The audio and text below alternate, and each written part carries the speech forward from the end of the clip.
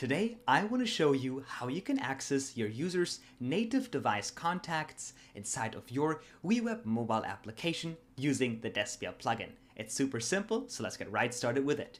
Now, first of all, we want to make sure that we have the Despia plugin installed from the WeWeb marketplace, which is free to do.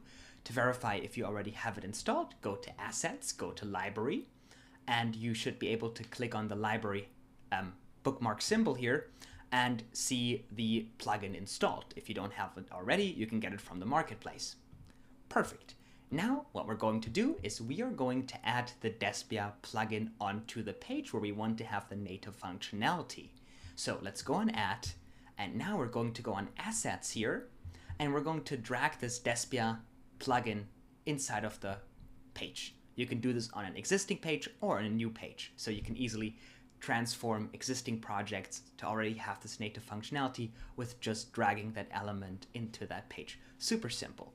But now with this element being on the page, we will have access to all the native functionalities. Now to request contact access, we need to have a button. So let's go back to basics elements and let's look on and add a button here. And that button will request contacts. Now, your application maybe already have it requested, but it's always suggested to run it anyway just to make sure that you get that permission right. So you can request contacts, and then, just like this, you can run this here, and we need to go on the workflow of this button, and we're going to click on New, and now this workflow will add a execute component action. The component will be the Despia plugin component that is on the page, right? So the plugin gives you access to those native functionalities that you can directly configure inside of the WeWeb editor. Super simple. And then we're going to look for request native contacts, no callback. I will click on that. And now, as you can see, I'm running that action. I can also give it a name. I'm just going to skip that to save some time here. So now we're running this when I click on here. Now we need to add another button on the page that will actually read the contacts. Let's put it down here. Okay, let's keep it up there. Let's call this read contacts, just like this. Now I can go on the button. I can add another workflow inside of here.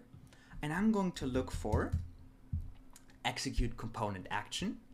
And I will take the Despia plugin component. And now I will look for read native contacts. So now I'm reading the native contacts, and it will say read native contacts, callback an event, and we'll take a look at that right now.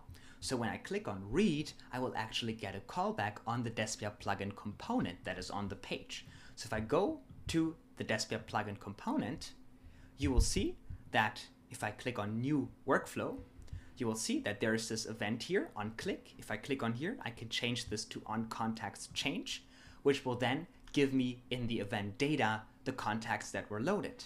Now we need to store them somewhere, so let's put them in a variable. So you're going to create a context variable on the page, as I already have inside of here. So you just name that variable contacts, it will be type array, and you just start this out as an empty array. So then you can just go to read contacts, you can go on the workflow, and no, you need to do this on the component, I apologize. So make sure the component is always on top for best practices.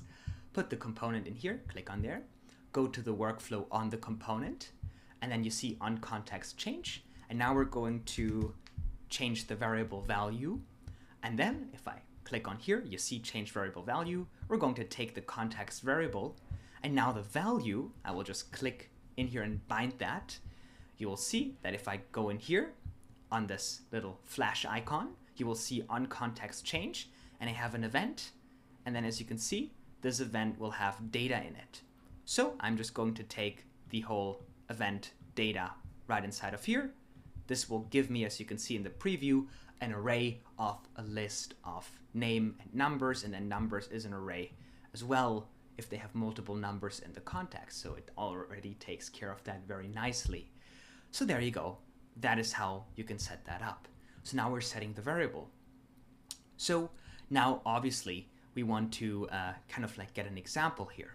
So what we're going to do is we can't copy it directly from here, but you know, it's pretty simple. We have name, we have numbers, and we have object. So let's close this here. And Now we can just set up a nice list to render this. So let's go inside of here. Let's go for list. And I'm just going to add a list inside of here so we can render the contacts. Now I'm just going to go onto this layout of the list. There you go. And I'm going to repeat the list based on, let's remove this example value here. It will be rendered based on the context variable that we have in the project. So now as you can see, that list is empty, but we can have that nicely set up actually. So if we just take a look at the Despia documentation that we have for WeWeb, I can just go to weweb.despia.com, and that actually gives us an example. If we go to native contacts here, we don't need to do the code anymore because it's now very simple. But as you can see, it should give us some code in here. And that is actually the old one, but we can also manually do that. But if I just copy that here, we can just go to the data to make it easier to set the initial value up, right? And I can paste this inside of here. And now the only thing that we need to do, because we're now actually getting multiple numbers, it's not number anymore, it's numbers. And I will just put this in an array because it needs to be an array. Perfect. So now we have object name, numbers, and we have multiple numbers, right? So if we go to read contacts again, you will see that, no, it needs to be on the component. It's a little bit tricky, but once you get it, you get it. You will see that actually the preview value that we're getting is we're getting name, numbers, and then the array of numbers. Beautiful. So we can close this here, and now if we go to the list, we can just go back to the list item. I can go on the text here, and the text of the list item will be the name.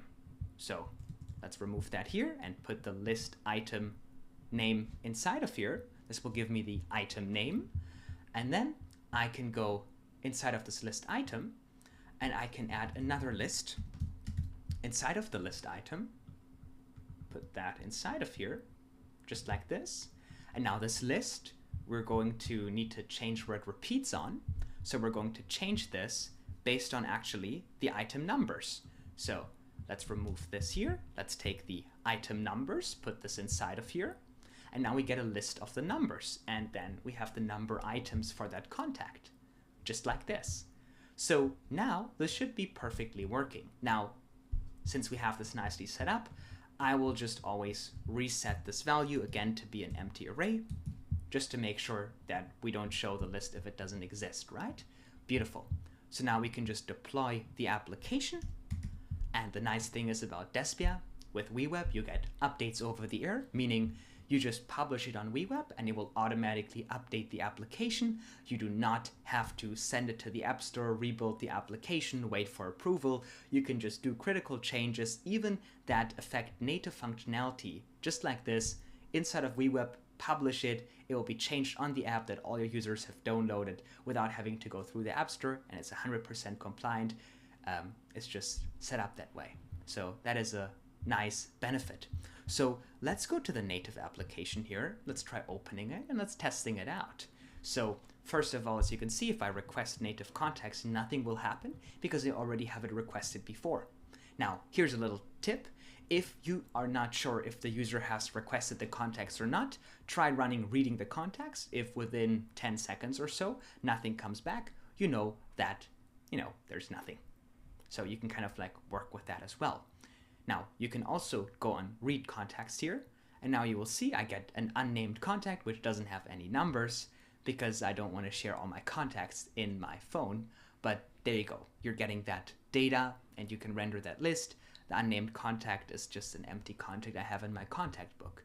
And then if you would have contacts on your device and the app wouldn't have only restricted access because you're filming a YouTube video here, you would see all your contact lists with all their phone numbers and all that contact data. And now you can take that, you could go to this event here that you have attached on the plugin, right? And you could now add an action to send this to your backend based on this data that's in the variable or directly getting the event data sending it there, attaching it to the user ID. Of course, you want to make sure you have user consent before you do those things, but you can set that up and it's super simple. I can't wait to see you in the next video and to see all the exciting features and apps that you're going to build with Despia and WeWeb. See you in the next one. Take care.